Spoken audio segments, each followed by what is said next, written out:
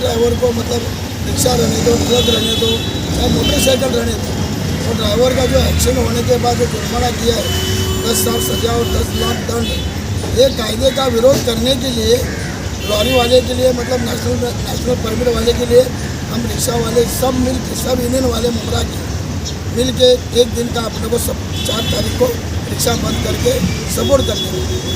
तो जो सपोर्ट से जनता को नुकसान होगा, सपोर्ट का फ़ायदा क्या, जनता के लिए फ़ायदा? देखो कैसे मालूम है, लेकिन अगर ड्राइवर के ऊपर ये मजबूरी आ जाए तो पब्लिक ने भी थोड़ा साथ देना मांगता है कि भाई इनको तकलीफ होता है, एक्सीडेंट होएगा तो पब्लिक नहीं आता है, रिक्शा वाले मतलब ड्राइवर को ही भोगना है।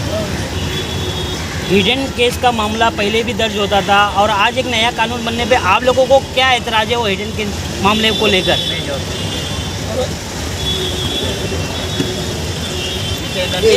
माइक एक मिनट दादा बेटा,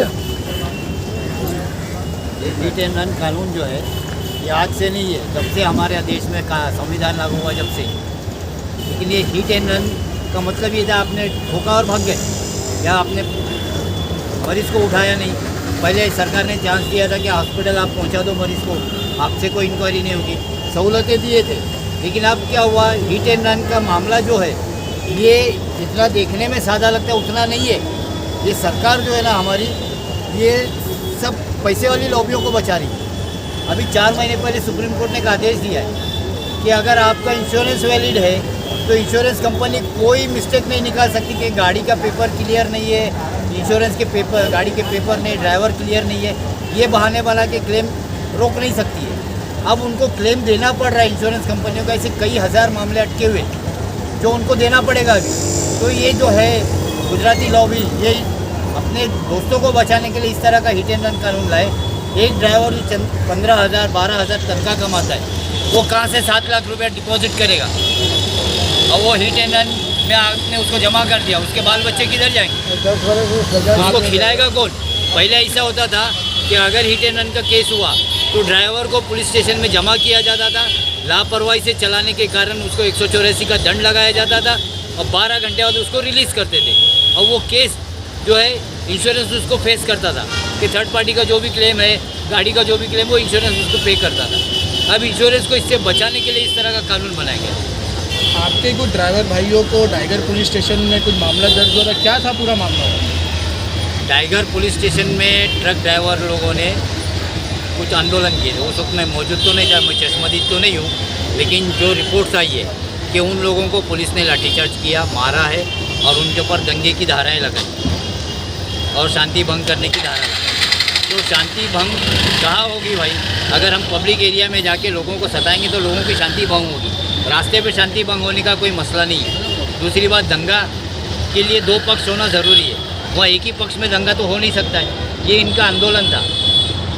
आंदोलन में कलमबोली में पुलिस वालों के ऊपर बाम्बू से हमला किया गया था, क्या कहेंगे उस बारे में? तो पुलिस वाले ने जो लाठीचार्ज कराया है ना, वो जो पुलिस वाले को दिखाया मारते हुए, तो लाठीचार्ज का ऑर्डर लिए बिना अगर पुलिस वाला लाठी चलाएगा तो जनता भी लाठी चलाएगी।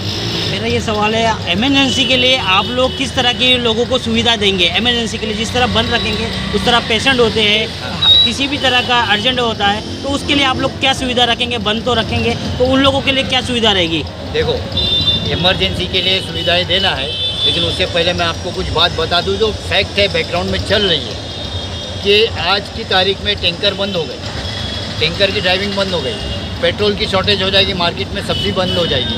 तो उसके लिए उन लोगों ने कोई विकल्प रखा है कि इमरजेंसी में भूखा आदमी क्या खाएगा? ये तो हालात के ऊपर डिपेंड है, लेकिन हम गरीबों का सोचते, जनता का सोचते। इसके लिए हम लोगों ने कुछ गाड़ियाँ स्पेशल रखी है। जब हमको फ़ोन आएगा कि भाई हमारे घर में पेशेंट है, जाना है, लेकिन इमरजेंसी जैसे कैंसर पेशेंट होगा, डायलिसिस पेशेंट होगा, उनके लिए होगी। नहीं तो यहाँ पे तो मुमरा हो चाहे बॉम्बे हो, लोग फाइल लेके निकल जाते, बोले भाई मेरे को टेस्ट कराने जाना है। तो ऐसे पेशेंट्स के लिए नहीं देंगे। डायलिसिस और कैंसर पेशेंट्स के लिए हमारी गाड़ियाँ लगी रहेगी। एक आखिरी संदेश मुमरा वासियों को बंद को लेके क्या कहेंगे? मैं मुमरा वासियों से अपील करूँगा कि भाई देखो, हर घर में आपके बच्चे, बेटे, बाप 80% गाड़ियाँ चलाने वाले